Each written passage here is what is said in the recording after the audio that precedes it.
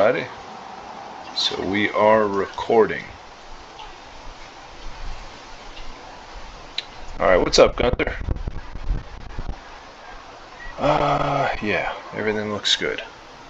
Alright, hello everybody. All right, well, I think I can just probably jump right into it to kind of just get things going since we haven't done this in a little bit. Um, we should have the percentages and the numbers updated either later this evening, Eastern Standard Time, or probably by tomorrow. But the return so far is 69.22%. Total returns on the Ray side of things, so about a 30% return for January. And Good Lord!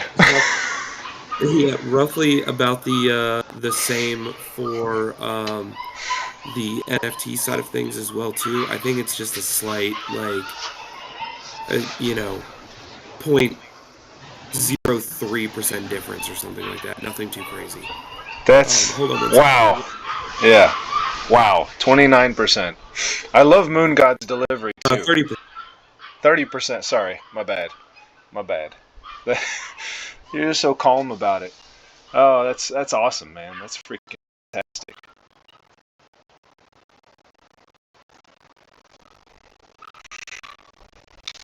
Nice.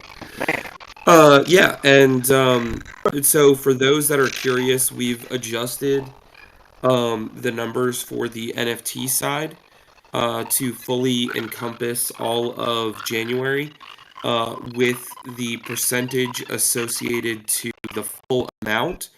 So give me 1 second. I have that number right here as well. Bear with me. It is 14.24%. So nice little return there for the first month. Very, very happy.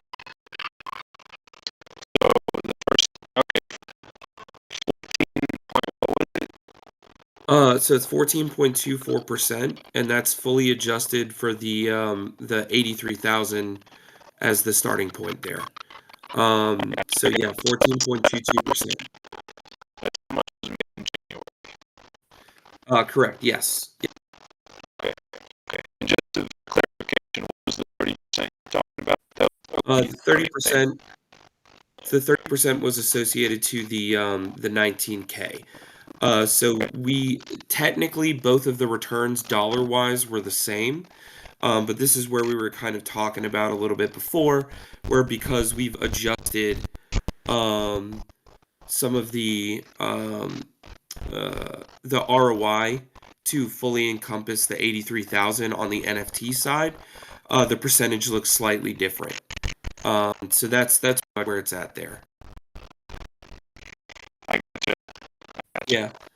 Now, and again, even with us doing like these crazy returns, it's still a situation where, we are, obviously going to be much more conservative as time kind of goes on. This ended up being a situation where we got a lot of things kind of go in our direction. We still have some longs that we do have to close out. So the return will be quite a bit higher. In effect, we have a feeling that by the end of February, we'll have all of the funds fully recovered and we'll be able to launch come the end of February. So that's kind of where we're at as of right now. Correct. Yeah. So we're still thinking that we'll have roughly about another 30% that we'll be able to pull in for the month of February. So these are going to be some pretty drastic closes for January, February, and then it'll probably taper back down to around that 7 to 12% that we're kind of used to. This was kind of very much so a one-off situation where we had a lot kind of go both right and wrong for us. But it gave us a lot of data points that we could build off of. So we're very excited to, kind of almost be out of the tunnel on the other side here. we're very excited with the returns we've been able to do, and we definitely feel like we're in a much better place than where we were even a few months back. So, um, as we were kind of talking about, these are definitely some returns that we can be happy with. But this is not something that we're aiming for month in and month out. So we're gonna make a few adjustments as this kind of final bits of trading comes to an end, and we close out the final longs that we have open.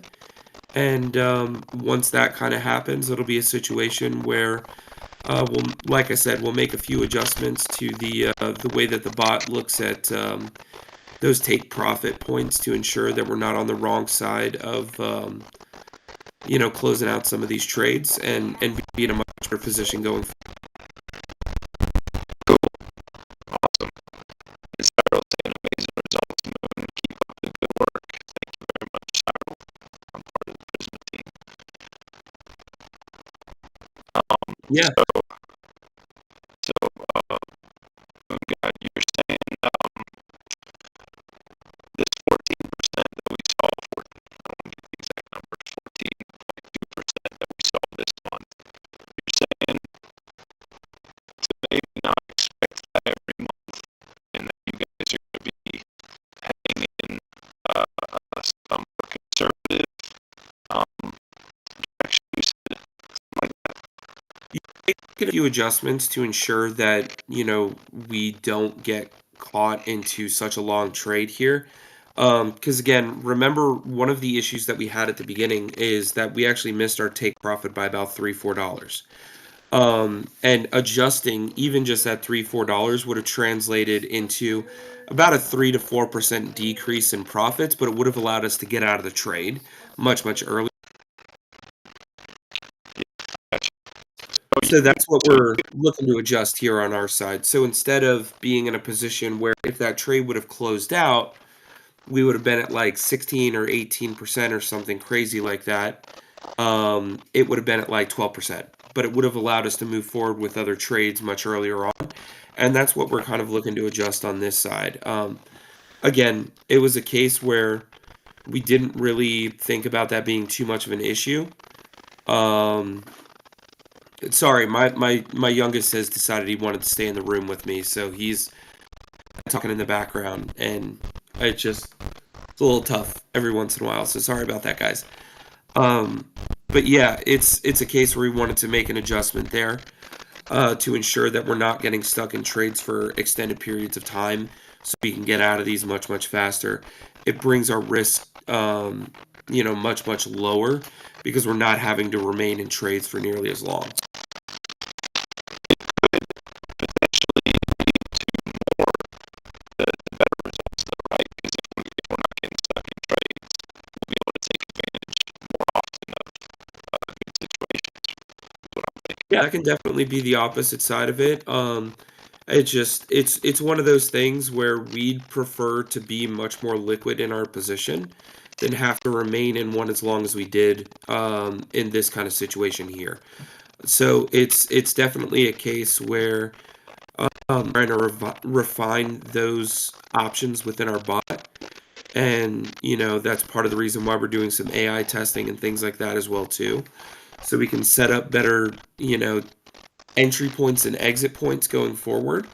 So again, we don't have to kind of just sit around and wait, because there's a lot of instances here where we have like a 4% swing or a 5% swing or even a 10% swing or something like that, where if we were actively trading at that point in time, we could have really made a lot more profit potentially just by being out of these. So it's something that we definitely looked into revision wise, and it's why even while we were going through and we're refining the positions that we were in, making sure that we weren't at risk with the positions that we were in, that we were still taking in these data points to allow us to go back and review what had happened and make adjustments going forward. So, yep, it's a process. It's an ever going, it's an ever ongoing process.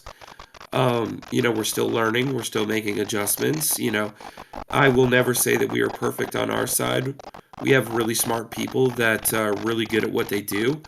Um, but it's a situation where I don't expect perfection, but the things that we do try to remain quote unquote perfect on is making sure that we take that risk management with the utmost importance.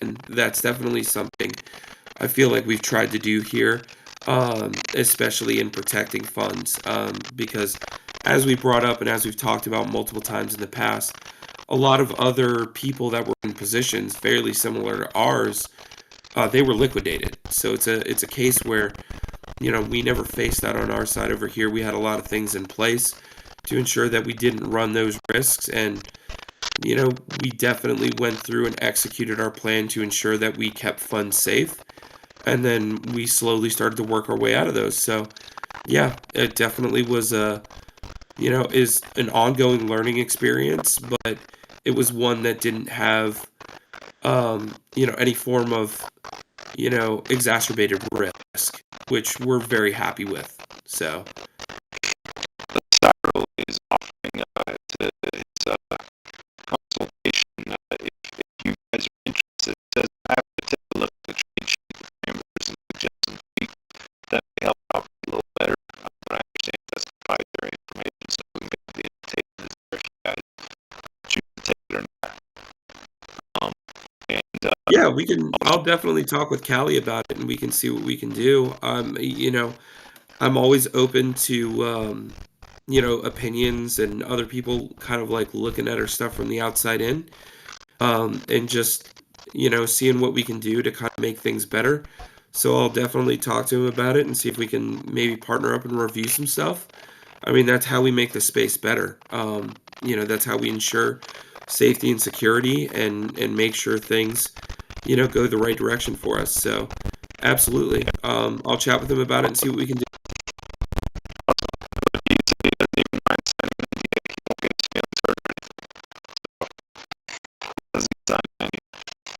Um, he was also suggesting something. I'm gonna read these some of the messages because sometimes people just audio don't know what we type here. Cyril said always undercut the calculated take profit by a couple percentage points because everyone else is calculating the same take profits and adjusting a little lower than take profit to make sure they get out first. So always undercut the calculated entry and exit points. Yeah, so for that one, it was more of a situation where um, every other major CEX hit our take profit point with the exception of Bybit. I don't know if it just had less of an interest or had more liquidity or what, but it was a situation where if we had been on Binance, as like an example, we would have hit our take profit and been out. So it just was kind of one of those things where because there aren't exactly uniform price points and things like that from one CEX to the next, um, every other major CEX like Binance, Coinbase, all of those hit our take profit. So technically the bot was in the right. It was a situation where we kind of needed to adjust it a little bit further on our side, to kind of compensate, and that's something that we definitely took into consideration, realized what had happened there. So yeah, we absolutely are using that process going forward here for sure, 100%. Learning experience. Yeah, and then Cyril was saying that was just general advice to anyone else listening, not specific to any currently open trades or previous trades. So Yeah, yeah, but but yeah, no, I mean, I just wanted to kind of let people know that that's definitely something that we're looking into. It's something that we're experimenting with our AI bot as well too, to kind of see what we can do, to bring some of those take profit entry point positions into something where we don't have to like potentially manually adjust them. The system can just look at it and be like, okay, based on how much we want to earn on this, based on the volume and the liquidity that's out there, we think we should move this take profit price down $3, and that could be the whole game where everything changes for us. So Callie's been working super hard on the AI side of things. It's been really fun to kind of see some of the results that are happening. Um, I know I kind of touched base on it a little bit before, but it's absolutely a situation where we're extremely excited for some of the stuff that we've been building, even while we've been working our way out of these positions. So, yeah, all of that is going to come into play on both the NFT side and the Ray side of things as well. So that won't be something where, um, we'll just kind of, it'll only be for the Ray, side of things or something like that. We're definitely gonna, once we get everything kind of dialed in, we're gonna make sure both sides have access to it. So that way it can really take full advantage, and we can see a couple of additional percentage points by just not having to remain in trades nearly as long. So, yeah, we're really excited for that going forward.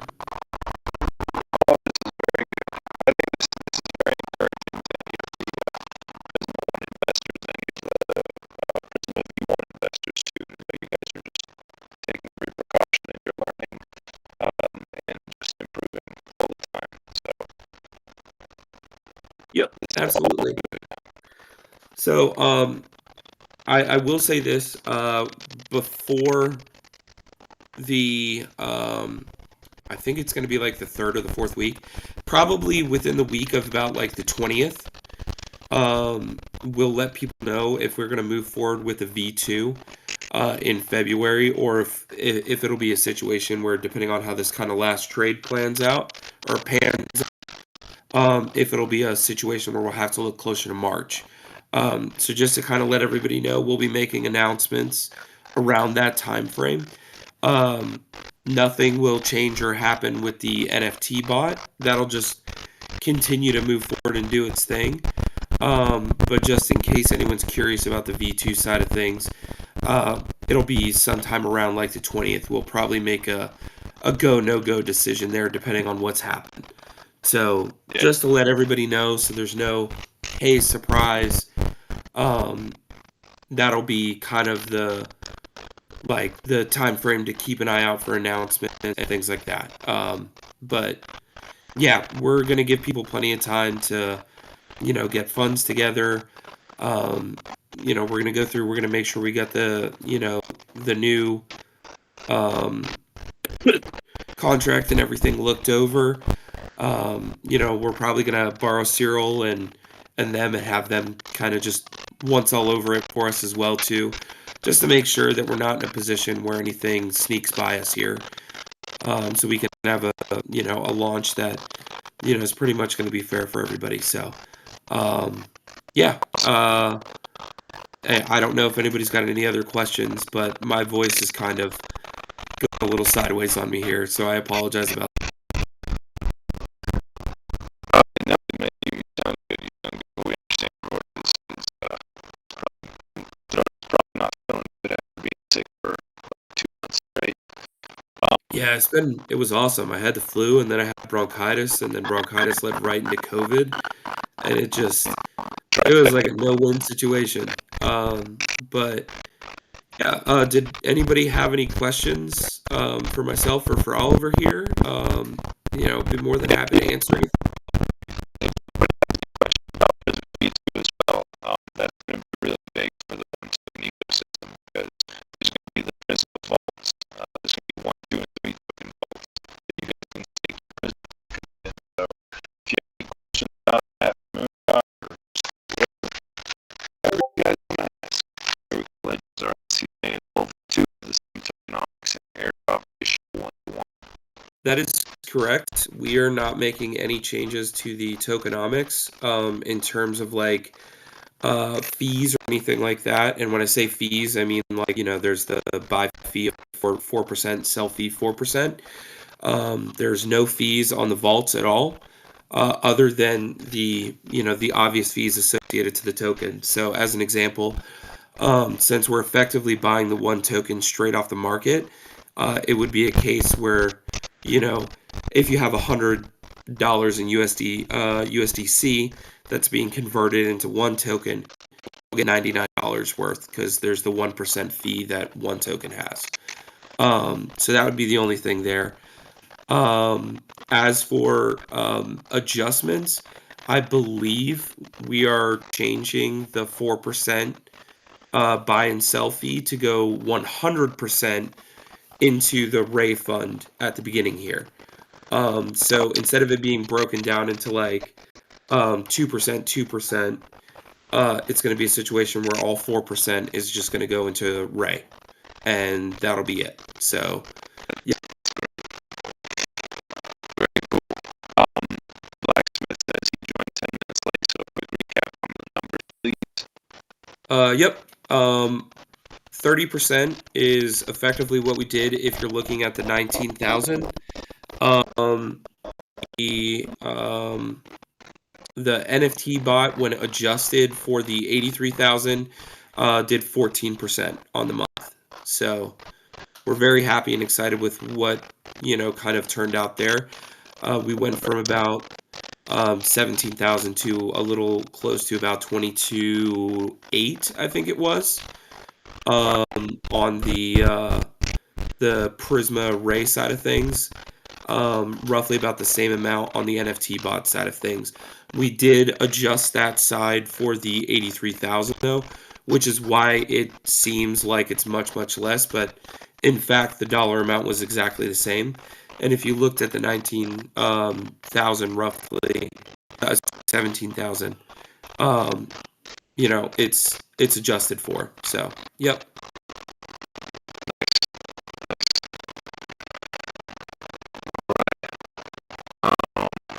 First guy saying what is the 19,000 again?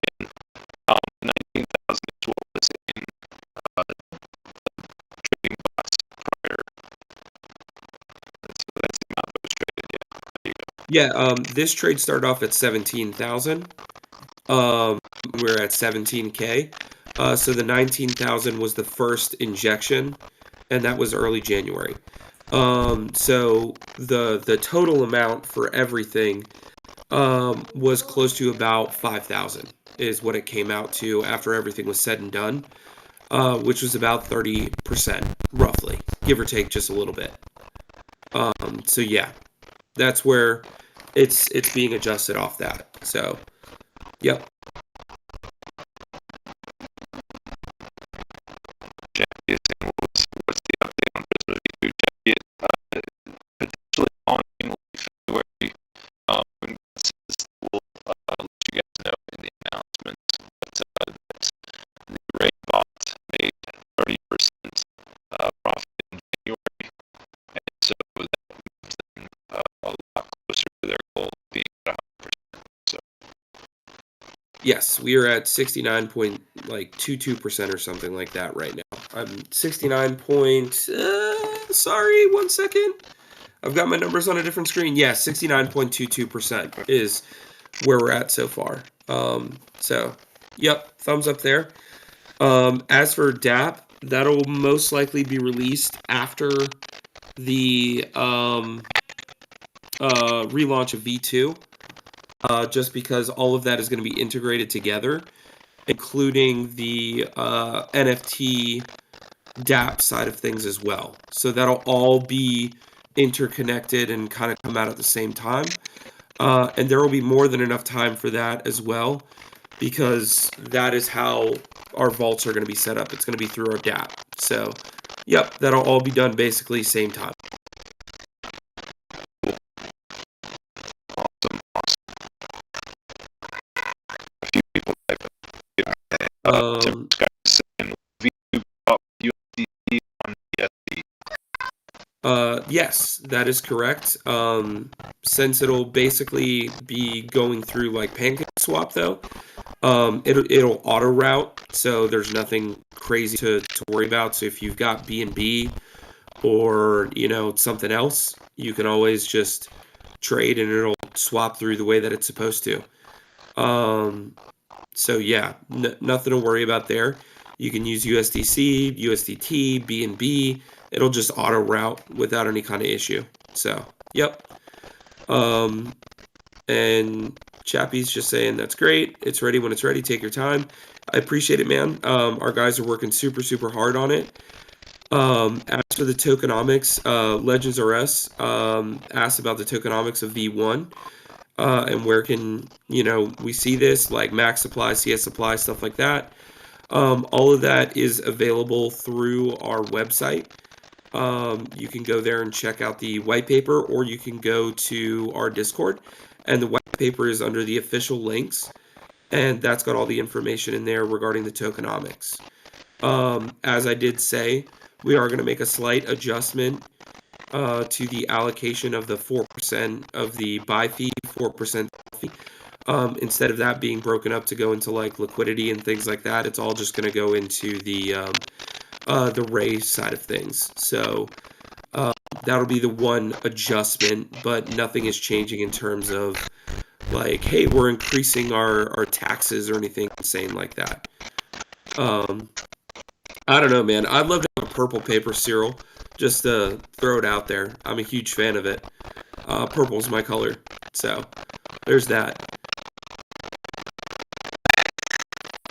Moonwolf. Moonwolf did ask, can we change our wallets for the V2 airdrop? Just want to make sure 100% safe from that point of view. As far as I know, we're planning on just airdropping to the wallets that are still out there. We did take snapshots of that. I'll see what we can do. I will not make any promises about that, but it'll be a situation where it'll be just airdropped right into the wallet, and then you can transfer it to whatever wallet you want at that point in time. We don't have any kind of transfer fee or anything like that, so it's not like you're going to lose out on some of your tokens by moving them from one wallet to the next.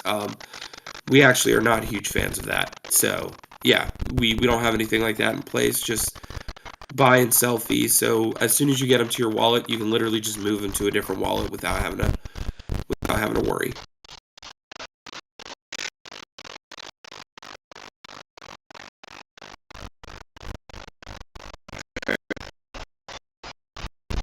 But I will say the staking rewards also do say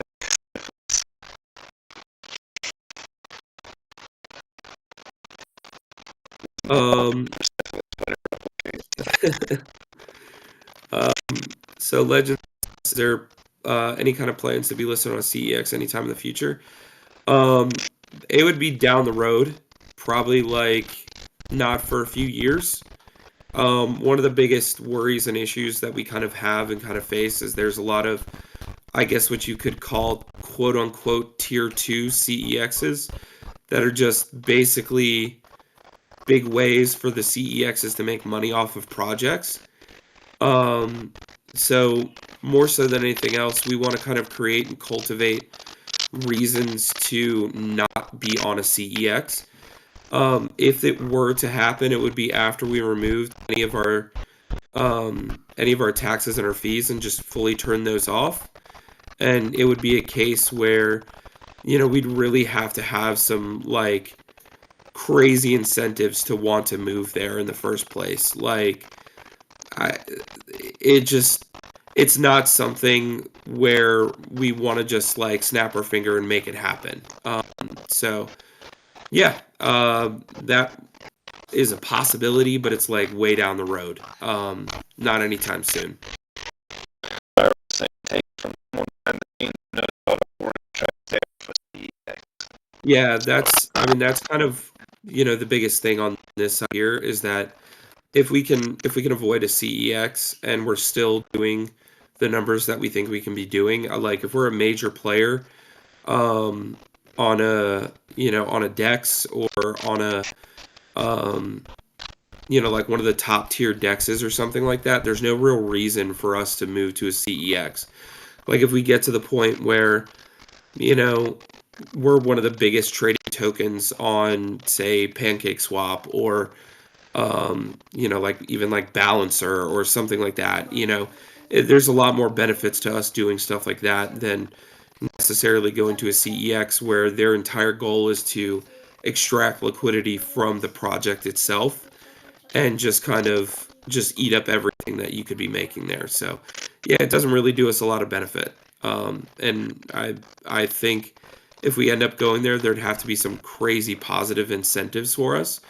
Outside of that, there's no real reason for us to rush to try and make it to a CEX. So, yep, So I was also saying if you get large enough legitimate CEXs will list you on their own. So exactly. And that's kind of the saying, mentality behind it. It's like, there's no real need for us to kind of rush to try and get onto something that we're woefully not prepared for, or we're going to be such a small fish in a big ocean, going to just hurt us more than it's going to help us. Like, I mean, they can be extremely expensive, and then if you don't have the people that are actively buying, using, and being a part of, the community and the tokenomics and everything like that, then it can actually do a lot more harm than it can do good. So, yeah, absolutely. yep, I really speaking truth, he says paying to list on a CEX is a move of desperation or a meme token move that almost always ends in death for the protocol. It's just another way for the founders to dump tokens on more people. Stay away from projects that list shortly after launch. Yeah, like for Cool. us, the earliest we'd even consider it would probably be after we have probably anywhere from $1 to $3 million actively in our Ray. The NFT side of things, this would probably be at the earliest I could see it happening would be like year 4 to 5, to give you guys an idea of like time frame.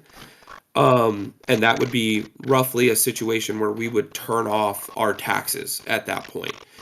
And that would give us the ability, if some CEX were to come to us and be like, yeah, we want to list you guys, and we considered them a major player, we're talking like a Binance, a Bybit, Coinbase, or something like that, where it's like it would be viable for us to list on something like that. We could do so, but there's like so many metrics we'd have to hit in order to be able to even consider it. And that's if we even want to. Because if we're doing our thing and, we turn off the taxes and on a DEX, then, you guys don't even have to worry about like migrating all of your tokens to a major CEX, and we don't have to worry about splitting up our liquidity, So it's a case where a lot of this stuff becomes easier for the end user, just remaining on a DEX. And as we're kind of moving to a position where, DEXs are becoming easier to onboard to, in terms of like, hey, you just pick up Jim off the street and you're like, yeah, here's crypto. And here's how you can trade on like Pancake Swap and stuff like that. It just, the process gets easier and easier as time goes on. So it may be a situation where eventually within the next 3 to 5 years, there may be no difference between a CEX and a DEX, especially a major one such as like Pancake Swap, Balancer, any of those that are out there. So there's no reason for us to rush, and, we're not going to, just to kind of, put the the nail in the coffin there, so to speak. But Yeah, just curiosity on Edge West's part.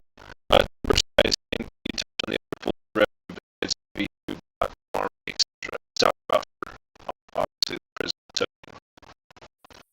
yeah, so for the other different things that we're doing, outside of just the bot side of things, we have some staking that we're going to be doing, liquid staking. We're planning on doing dollar cost average as well.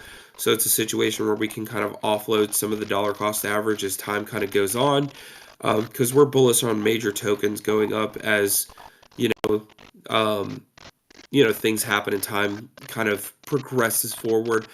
Bitcoin, Ethereum become more mainstream. We're also planning on doing some liquidity farming, and we've been working on some different processes to create our own, um, like, uh, I'm going to call it focused liquidity, and things like that are being done regarding, like what Pancake Swap is doing, like with V2 and, sorry, is it V2 or V3 liquidity? But yeah, we're looking at all of that across the board. We're looking at building basically out our own liquidity, options on our side that is going to be almost 100% in-house, to allow us to be able to create these pools that allow us to kind of farm in conjunction with like Pancake Swap, Arbitrum's, side of things through like Camelot Exchange, various other things. So it's definitely a case where we're expanding on a lot of that stuff, and we're using a lot of that technology as like the baseline for building out, our liquidity farming and things like that going forward. So, yeah, we're expanding on a lot of that stuff. What Yep, else need to make the rate side for the tokens correct. make the revenue a little more regular? Yeah, and it'll be a situation where it'll allow us to, um, you know, provide rewards and returns to people on a monthly basis versus the NFT side where it could sit for a longer period of time. Like this one, it sat for quite a bit of time and did its thing. It's come out on the positive side of things, but on the Prisma side, we're wanting this to be more of a month in, month out kind of thing, just to allow people to have a little more flexibility in that aspect and not have to wait a full year to get their next payout. So that's why we're looking at those options, and we're planning on expanding that stuff further. We've also looked into a couple of different things regarding like nodes and stuff like that as well, just to kind of see what's out there, what we could potentially do, uh, and just validator nodes in the right setup, can make some money as well too, depending on what chain you're on. So we're exploring a ton of different options. I'm not saying that we're gonna just like willy nilly go out there and buy like 8 validator nodes or something insane like that, but we're looking at all options to increase reward generation and be able to provide those rewards to holders of V2. So it's very much so a case where if anybody's got any suggestions as well, we'll always look over those. But yeah, we always like to hear ideas that people have, and we'll explore whatever options people think might be viable. Um, I will say that like long-term safety and security is important to us. So this isn't going to be something where it's going to be like buy into this and then sell out of it 3 days or something like that. This will be something where we're looking to set up stuff where um, it'll almost be like a set it and forget it kind of thing. Yeah, yeah, I was gonna say Timber Sky asked if we're launching V2 in February, when would the first payout be? The first payout would be after the first full month. So let's say that we launch February 26th. I'm just using this as an example. I'm not saying that's the day it's going to happen, but let's assume it's February 26th. It'll be a situation where we'll have all of March that will have the Ray side doing its farming, and then the first payout would be April, probably April 1st. So yeah, it would definitely be a case where we have the first full month would be in there, and then that's when the first payout would occur the next month after that. So, yep. We'll kind of let people know, because if it ends up being a case where it's like, oh, we launched March 2nd, we would still probably like roll that in. But like if we ended up launching March 15th, again, the first payout would probably then be like May 1st or something like that.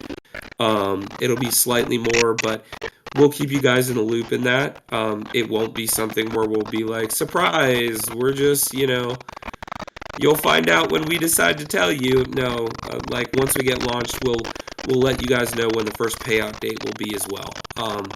So as soon as we have our launch date, we'll let you know, like, okay, first payout date's going to be X day kind of thing. So, yep.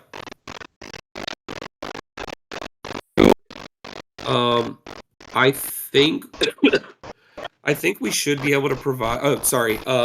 Legends R Us asked if we could provide a list of V1 holders.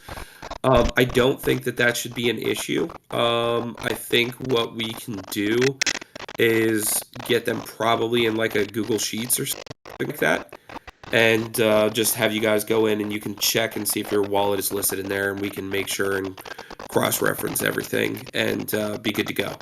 I don't think that that should be an issue at all. So, yeah, I'll talk with Callie about that because he's the one that did the snapshot for us. So,